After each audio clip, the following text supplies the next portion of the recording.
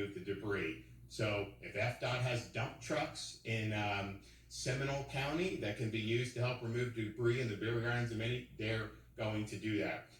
We are using every resource at our disposal to help our local communities get the debris off. Look, there's been some good work that's been done with this since Helene, and I know a lot of the local communities have taken this serious, and I've seen progress just by going around and visiting, but you also have some areas where there's a lot of debris that's there.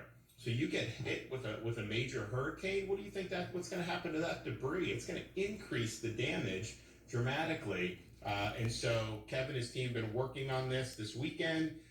We're going 24/7 to be able to do. And if you think about clearly all day today, all day Monday, and then hopefully most of Tuesday or maybe all of Tuesday. I mean, if it hits Wednesday evening, you'll probably start getting some effects, maybe late Tuesday night. We'll see, and this can shift. But this is all hands on deck to get that debris where it needs to be.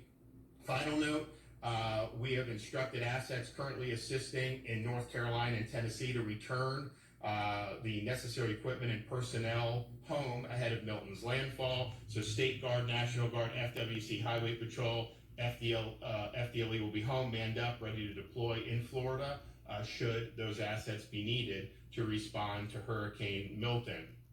Power restoration was the quickest restoration. I think there were 2.4 million restorations, and it got down to within less than a week. I mean, I think there were a couple thousand accounts in areas where the needed to be rebuilt, but it was a really great effort. The co-ops did a really good job. Duke did a really good job. This potential restoration effort, if we do have an I-4 storm, you are going to see a lot of power outages. I mean, that is just something that I think people should prepare for.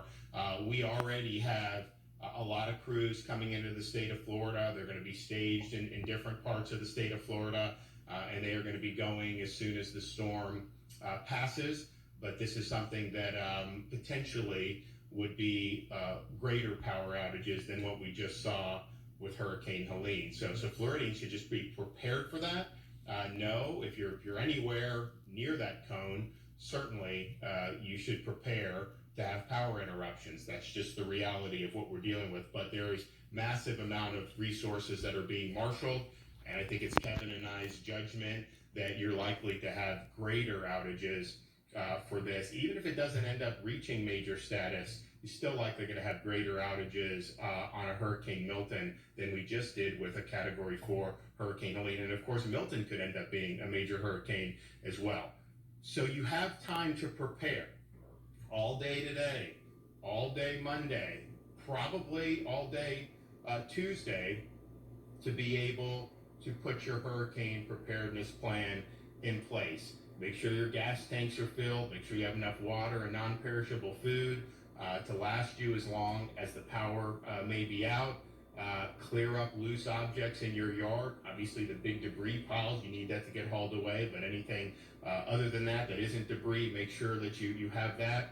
Know your evacuation zone. There will be voluntary and mandatory evacuations in effect in a number of communities throughout the state of Florida. If you're on that west coast of Florida and Barrier Islands, just assume that you likely are going to be called upon to evacuate. Now, there's uncertainty about the storm.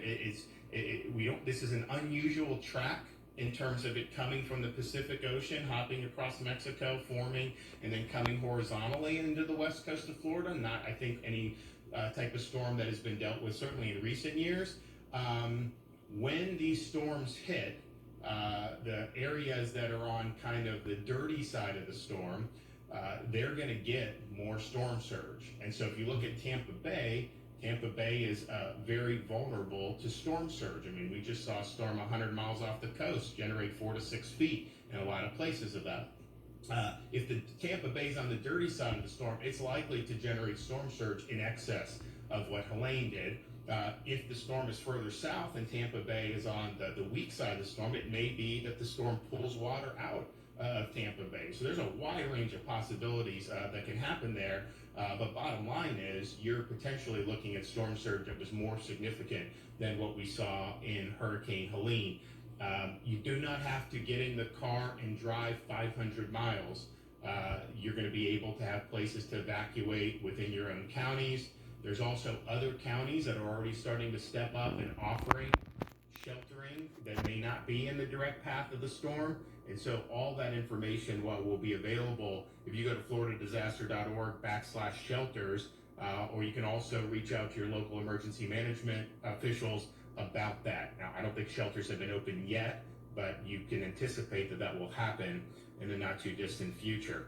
In Florida, remember, take care of your pets. Every county has at least one pet-friendly shelter. Don't leave your pets behind. If you are using lodging at our hotels when there's a state of emergency, the hotels have agreed to accommodate your pets, and that's very, very important that you do that. We already have sandbag locations open in multiple counties in South and Central Florida. Check your county's EM page to see where those locations are. You can find your county's emergency management page at floridadisaster.org/counties. And remember, calls on evacuation, some of the access to barrier islands, all that, those are all going to be issued by the local emergency management officials. So please keep an eye on this storm. The greater cone covers almost the entire west coast of Florida at this point. And even if you're not in the cone, as it gets closer, certainly if you're on the dirty side of the storm, there's going to be surge that goes outside the cone that's going to be significant. So just prepare for that and understand that's something that is likely to happen. Apply for assistance. So people that are still suffering from Helene can apply for assistance by going to hopeflorida.com or calling 1-833-GET-HOPE. This is now open 24 hours a day, 7 days a week, and we understand when you have on the heels of a major hurricane to then have another, this is similar to like 2004, when Florida had multiple in a row, that makes it difficult. And if you need help, there's a lot of organizations that have been out there helping these communities. You can reach them through the Hope Florida line. When you do have power out, I think people really has taken this to heart in recent years on generator use. Great, if you want a generator, use the generator if you lose power, but do not run that generator in your home. That could be fatal. Make sure you're looking at limbs and trees that could fall on your home. If this is a major hurricane and it goes across I-4, it's I think would still likely be hurricane force winds by the time it exited the Florida Peninsula into the Atlantic Ocean. So you could be far away from the west coast of Florida and still have major impacts in terms of the wind and the debris. So just do what you need to do to protect yourself. Have a plan to ensure your electric vehicle is away from your home if your home has the potential to be impacted by storm surge. Salt water making contact with electric vehicles has been known to cause fires, so please take the appropriate precautions to get your EV out of potential storm surge areas. And just know, if you evacuate and you are in one of these low-lying areas that's susceptible to surge, if you have that EV in the garage down there, and you get 4, 6, 8 feet of storm surge, your home may handle that well, but if that EV catches on fire, you could lose your home through the fire. These are very difficult fires to put out. So just please take appropriate precautions. Emergency alerts save lives, so please have multiple ways to receive those alerts and act immediately when you do receive them. Stay safe on this. You do have time to prepare.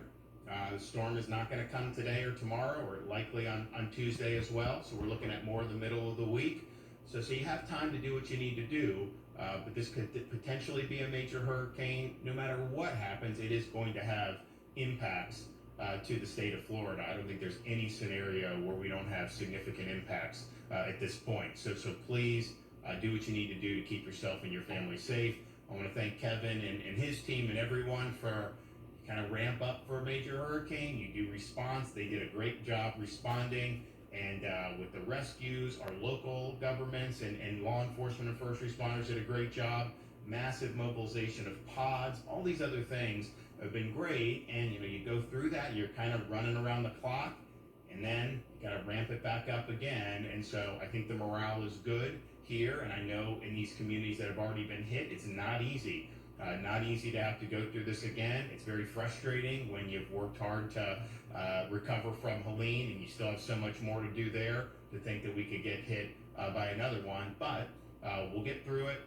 We have marshaled all the resources that are available to the state to prepare, including on this unprecedented debris removal mission, including power generating, restoration, search and rescue. Everything is on the table to be able to respond in a robust way. Okay, Kevin?